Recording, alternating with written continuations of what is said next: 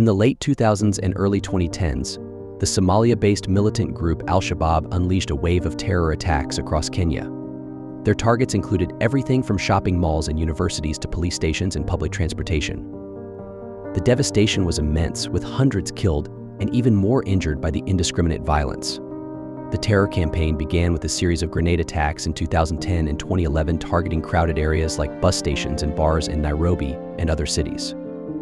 These relatively unsophisticated but deadly strikes sowed panic and set the stage for even worse to come. Just when it seemed like there was no end in sight to the bloodshed, the Kenyan government took decisive action. But would their tactics actually work against such a brutal foe? In October 2011, Kenyan forces entered southern Somalia as part of Operation Linda Inchi in an effort to degrade Al-Shabaab's capabilities and ability to carry out cross-border raids. While the initial combat operations were costly, with Kenyan troops suffering casualties from improvised explosive devices and ambushes, they succeeded over several years in pushing Al-Shabaab out of many of its strongholds and urban centers in the southern region of Somalia. The intervention into Somalia was a controversial decision at the time, with critics arguing it could provoke even more retaliation on Kenyan soil. However, officials felt they had no choice but to take the fight to the militants after a string of kidnappings and cross-border attacks. By establishing a buffer zone along the Kenya-Somalia border, they disrupted Al-Shabaab's ability to move fighters and resources into Kenya as freely. On the domestic front, Kenya implemented new anti-terror laws, such as the Security Laws Amendment Act of 2014. This legislation expanded the government's surveillance powers, allowing authorities to monitor communications and financial records without a warrant in cases involving terrorism or other security threats. It also criminalized things like social media posts that could be interpreted as radicalizing or inciting violence. Civil liberties groups protested that the new laws went too far in curtailing freedoms and giving overreaching powers to security services. There were widespread allegations of abuses like arbitrary detentions, harassment of certain ethnic groups, and improper deportations of refugees. Finding the right balance between security and civil rights remains an ongoing challenge in Kenya. The Kenyan government also invested heavily in intelligence gathering in cooperation with partner nations like the United States, United Kingdom, and others in the region. Information sharing and coordination helped disrupt potential terror plots and identify radicalization networks. New counterterrorism tactics like targeted killing of militants abroad via drone strikes were also utilized during this period, although their legality and ethics remain hotly debated. These multi-pronged efforts involving military force, legal reforms, and intelligence laid important groundwork. However, nothing could prepare Kenyans for the shock and horror of Al-Shabaab's first true spectacular attack against civilians. No one felt the impact of the terror campaign more than ordinary Kenyan citizens just trying to live their lives. I'll take you inside their harrowing stories of survival when we return. When Alabama Shabaab militants stormed the upscale Westgate shopping mall in Nairobi in September 2013, they murdered dozens of people with volleys of gunfire and grenades. For 4 terrifying days, small teams of heavily armed gunmen crisscrossed the mall holding hostages while battling Kenyan security forces. Civilians trapped inside the mall sent pleas for help and heartbreaking farewells to loved ones on social media as the crisis unfolded live on televisions around the world. The Garissa University attack in April 2015 saw even more senseless carnage. After detonating a bomb on the campus, a team of 4 militants from the terror group went on a murderous rampage, gunning down students in their hostels and classrooms. When the siege finally ended over 24 hours later, 148 people, mostly students, had been killed in the nation's deadliest attack since the 1998 U.S. Embassy bombings. One Garissa survivor played dead and lived to recount the haunting screams as the militants slowly and methodically hunted their victims room by room.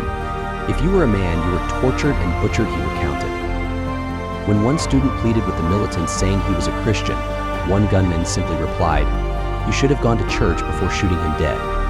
Yet for every story of tragedy and inhumanity, there were also countless tales of heroism from everyday citizens caught in the crosshairs. Like the Westgate Mall security guards who protected many civilians by ushering them to safety despite being outgunned. Or the former Garissa student named Ferris, who risked his life to help hundreds evacuate campus housing before being fatally shot. And the first responders like elite Kenyan police, soldiers and medical personnel, who repeatedly rushed into harm's way to rescue survivors and recover bodies, all while knowing the attackers could be laying in wait for them as well. Death is something we are ready to face anytime due to the nature of our job, one officer said of the dangers. Just when the threat appeared to be fading, Al-shabaab pulled off one of their most audacious and shocking attacks yet in the heart of Nairobi. How Kenya responded would define their resolve.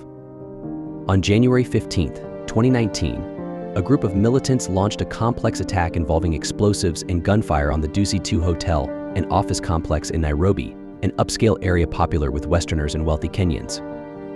The 5 gunmen seized part of the complex for several hours before being neutralized by security forces just before midnight. 21 people were killed in the assault, including 1 British and 1 American national. While still tragic, the relatively low death toll compared to past sieges like Westgate was a sign of how much Kenya's security protocols and response capabilities had improved.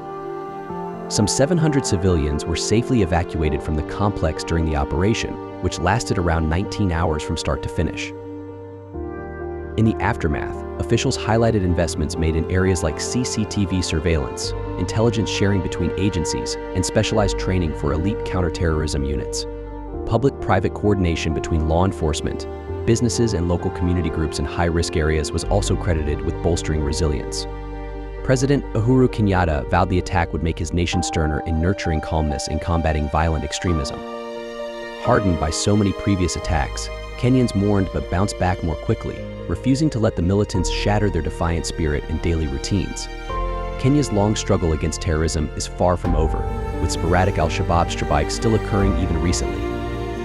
In January 2022, the militants launched a multi-day siege on a remote Kenyan town near the Somali border, killing over 20 people, including civilians and soldiers.